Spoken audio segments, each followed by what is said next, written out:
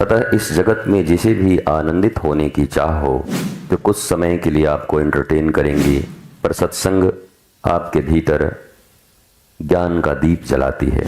उस ज्ञान प्रकाश में जितने भी अंधकार हैं, समस्याएं हैं, सदा अपनी आसक्तियों में, बंधनों में बंधा हुआ दुखी होता रहता है।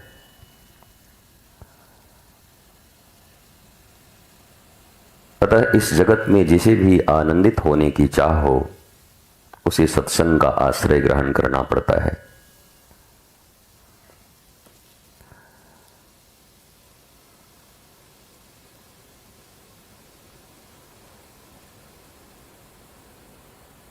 बाकी सब चीजें एंटरटेनमेंट की तरह हैं जो कुछ समय के लिए आपको एंटरटेन करेंगी, पर पुनः आप वहीं लौटकर पहुंच जाएंगे। पर सत्संग आपके भीतर ज्ञान का दीप जलाती है। उस ज्ञान प्रकाश में जितने भी अंधकार हैं, समस्याएं हैं, वो सब मिट जाती हैं।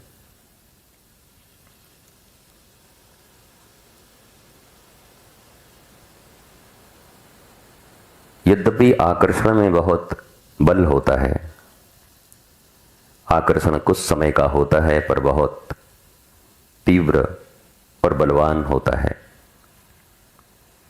ज्ञान सनई सनई अभ्यास के कारण मनुष्य के भीतर आता है, परंतु जब वो समस्याओं को दूर करता है तो पूरी तरह दूर करता है।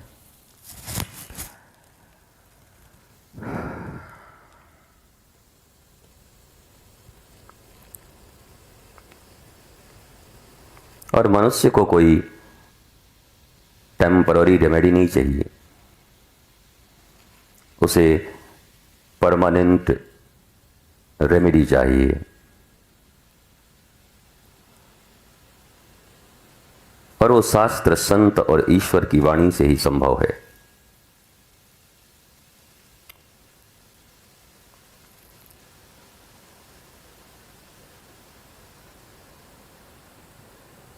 परंतु आपने देखा होगा कि सत्संग में बहुतों का मन नहीं लगता। इसका कारण है माया आकर्षित करके रखती है, जिससे मनुष्य के भीतर ज्ञान उत्पन्न न हो और वो हरि को प्राप्त न करे।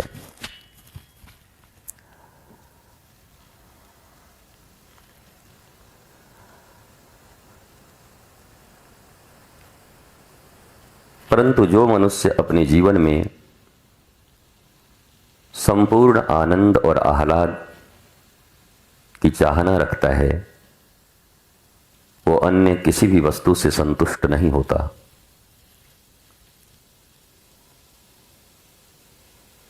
हमारे शास्त्रों में दरिद्र किसे कहा गया है? जो है उसका संतोष नहीं है। और बहुत सारी ऐसी चीजें हैं जिसे अभी पानी है। शास्त्र इसे दरिद्री कहता है। और ऐसे मनुष्यों के जीवन में आनंद, प्रेम और शांति कभी भी अस्थायी रूप से नहीं आती। किसी वस्तु के आकर्षण के कारण कुछ क्षण के लिए वो उससे हर्षित होता है, पर हर्ष और सुख दोनों विनाश के कोख में समाते हैं। हर्षित व्यक्ति भी मरता है और शोकित व्यक्ति भी मरता है। उसके जीवन में आह्लाद नहीं होता। इसलिए आध्यात्म में हर्ष नाम का कोई शब्द उत्तम नहीं माना गया है। साधारण जगत में आप सुनते होंगे कि आज मुझे बहुत हर्ष है। कई बार आपने एंकर्स को सुना होगा, आज बहुत हर्ष का विषय है।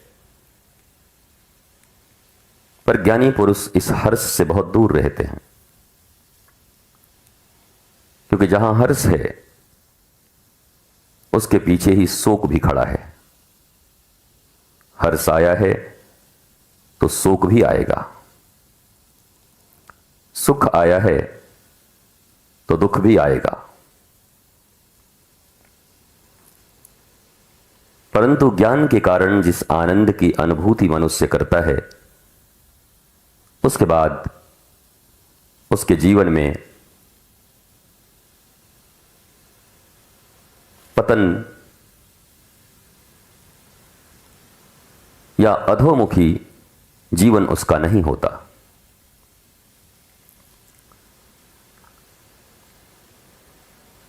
अतः जिन्हें जीवन में सचमुच आनंद चाहिए, उन्हें आकर्षणों से दूर रहना होता है।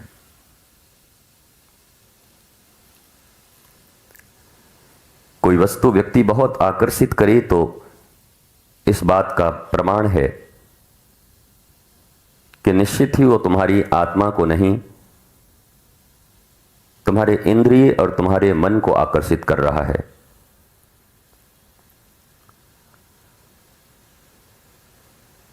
इंद्रियां कभी तृप्त नहीं होती, और मन के विषय में कहा गया माया मुई न मन मुआ मर मर गया शरीर। ये मन कभी मरता नहीं।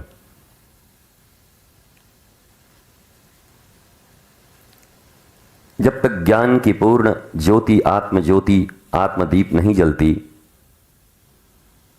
तब तक इस मन के नित्य नए नए डिमांड होते हैं, जिसे आज तक कोई पूर्ण न कर सका। धार्मिक दृष्टिकोण से देखें तो भगवान श्री राम के पिता दशरथ जी भी पूर्ण कर सके, फिर हम तो साधारण मनुष्य हैं। अतः मन बुद्धि और इंद्रियों के वश में आकर लिया गया कोई भी निर्णय मनुष्य को दुखी करता है। निर्णय आत्मिक होना चाहिए।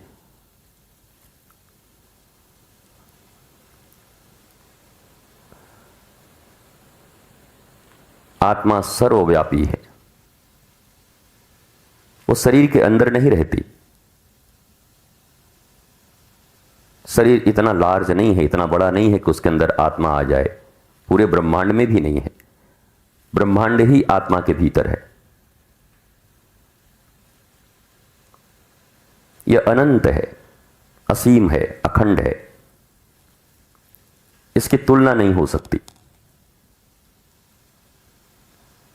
इसी अनंत अखंड असीम से मिलन को परमानंद कहते हैं। वैसे तो आनंद ही स्थिर है,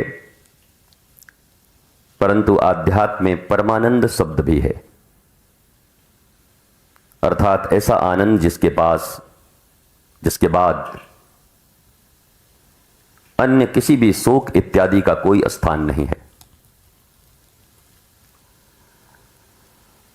जीते जी इसके लिए ही कर्म करना चाहिए, बाकी सब कर्म तुम्हारे जल जाएंगे, मिट जाएंगे। किसी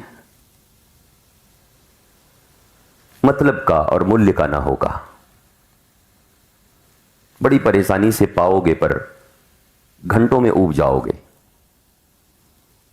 और फिर एक नई डिमांड तुम्हें गुलाम बनाकर तुम्हारी बाकी की जिंदगी को निगल जाएगी, खा जाएगी।